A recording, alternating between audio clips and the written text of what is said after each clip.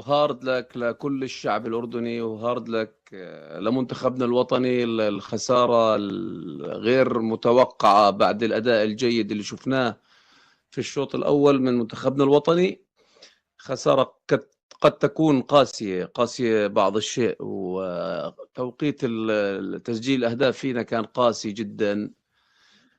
يعني مباراة إذا بدنا نحكي بتفاصيلها شوي مزعجة. يعني الحكي المفروض أكون هيك الواحد يكون رايق، لكن الحمد لله رب العالمين في النهاية في عمل، ونتاج العمل أكيد راح تحصده. إذا بدنا نحكي على الأسماء اللي اختيرت، مرة أنا حكيت أنا ومحمد عامر رجوب، حكينا بالأسماء إنه لازم يجيب ألف باء، هو جاب ألف دال جمال السلامي وظل مصر على هذا الكلام. فهذا الموضوع أذانا في كأس العالم. يعني للأمانة في ناس كانت لازم تستحق إنها تكون متواجدة في كأس العالم، هاي الأسماء ما كانت متواجدة للأسف. أنا طبعا هذا الحكي بحكيه لأنه إحنا خرجنا من كأس العالم، قبل هيك ما كنت أحكي هذا الحكي، لكن هسه لازم يكون في كلام مهم جدا للشارع الرياضي الأردني تحديدا، لأنه في لاعيبة كنا لازم نشوفهم. إحنا في المباراة الأولى كنا متعادلين وتسجل فينا الهدف الثاني، لا غيرنا طريقة لعب ولا غيرنا أسلوب لعب ولا غيرنا أي شيء في كرة القدم.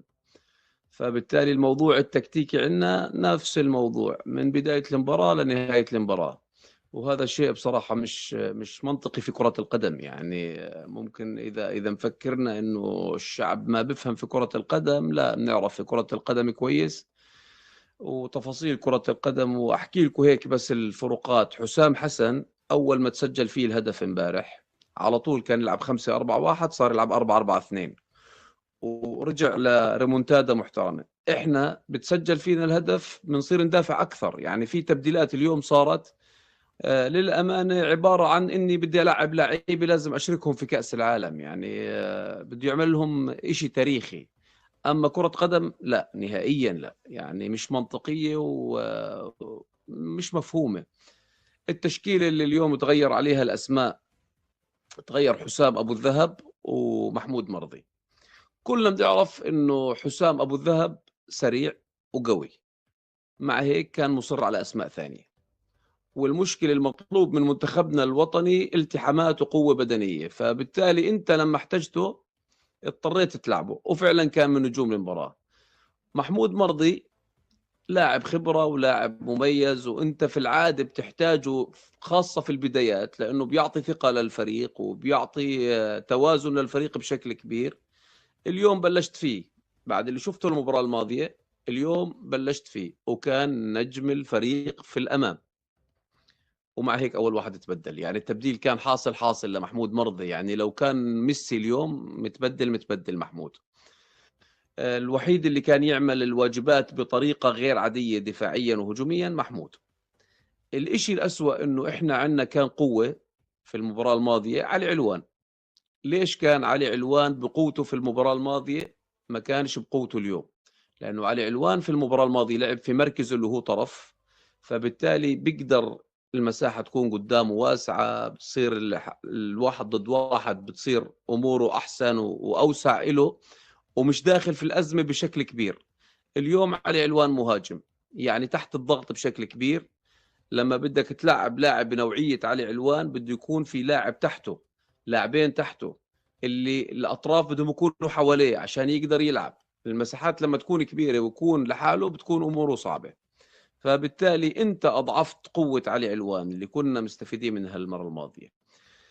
فهذا الموضوع بشكل سريع عن التبديلات اللي صارت اليوم.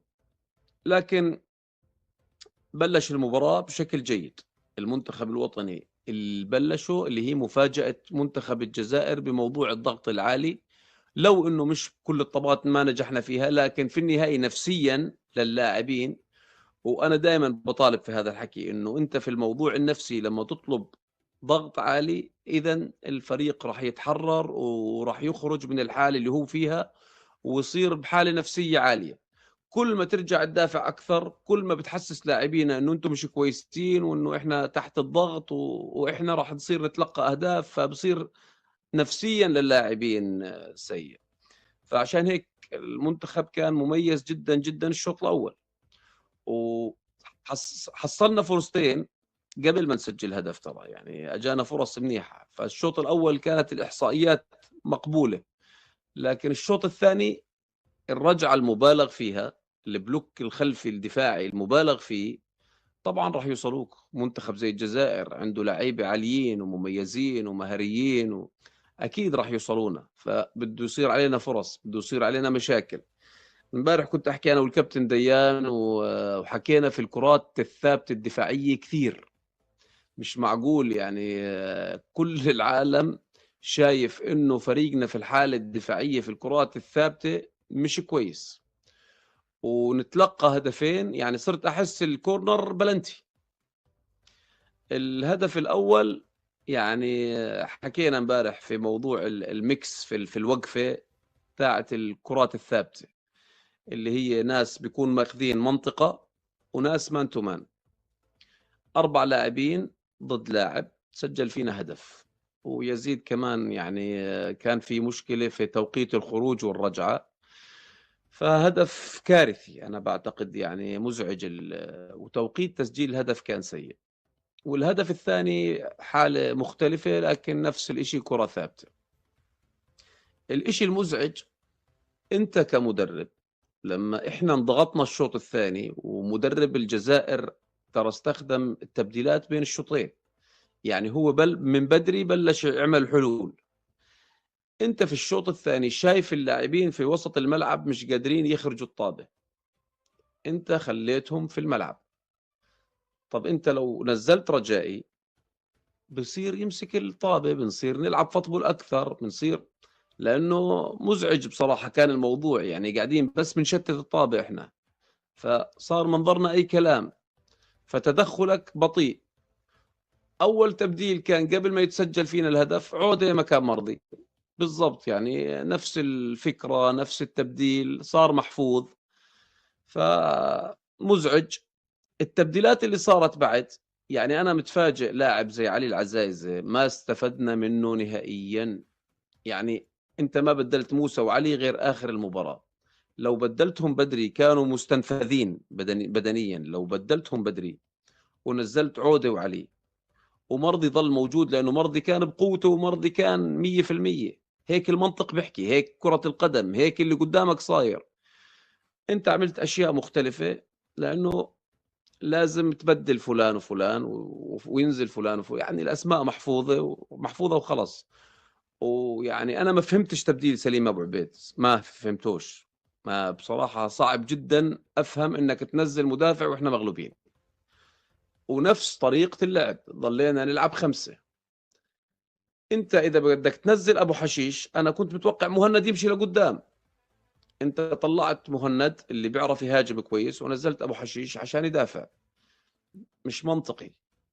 يعني انت راضي انه المغلوبين 2-1، يعني خلص هيك بدك تحافظ عليها. نزلت على جهة الشمال 2 لانه نزل الحاج اللي هو لاعب المنتخب الجزائري رقم 11 الشوط الثاني، يعني بدك تدافع على الحاج وخلص انتهينا. يعني انت رحت على حالة دفاعية، ما رحتش تعدل النتيجة. تبديلات انا شفتها سيئة جدا، توقيتها سيء جدا. معظم المباراة بالقراءة تحديدا الشوط الثاني، يعني تسليم لمنتخب الجزائر، وزي انك مقتنع انه خسارتنا هيك ممتازه. له تصريح بعد المباراه مزعج، انه نوعيه اللاعبين والخبره بس انا بحترم اللاعبين وبشكرهم. ما هيك احنا مش فاهمين، يعني انت بدك تمدح ولا بدك تذم؟ على كل حال الحقيقه شوي مره، لكن مع الكابتن جمال انا عمري ما شفت فريقنا يعني مرعب. يعني لولا اللاعبين عندهم قلب احنا بصراحة ما وصلنا لهاي المواصيل. لو لعيبتنا مش مميزين بكل الحالات، بكرة القدم، بالرجولة، بكل شيء، بالانتماء للبلد، بانهم يفرحوا الشعب، ما شفنا هاي المواصيل. احنا شاكرين للاعبين، وشو ما تكون الحالة وشو ما تكون المباراة القادمة، اللاعبين عملوا اللي عليهم وزيادة، ما قصروا، طلعوا عن مجهودهم، طالعين من موسم طويل. إن شاء الله هيك ربنا يكرمهم كمان وكمان، ونشوفهم بأفراح مستمرة، لأنهم هذول فرحونا وراح يفرحونا أنا متأكد. كانت فرصة إنه نكون بمستوى أفضل من هيك لو الأسماء كانت الحقيقية، يعني الأسماء اللي كانت لازم تكون في المنتخب. مع الاحترام، معظم اللي أخذهم ما شاركوا، تبديلات كانت واضحة، وما بعرف، خلص الأسماء جاهزة، وهذا الحكي يعني مؤذي. إن شاء الله يصير في إشي أحسن للمنتخب الوطني، يصير في أسماء أكبر، ونقدر نستفيد من لاعبتنا، وبيقدروا يرفعوا اسم البلد وعلم البلد بشكل أفضل من اللي شفناه.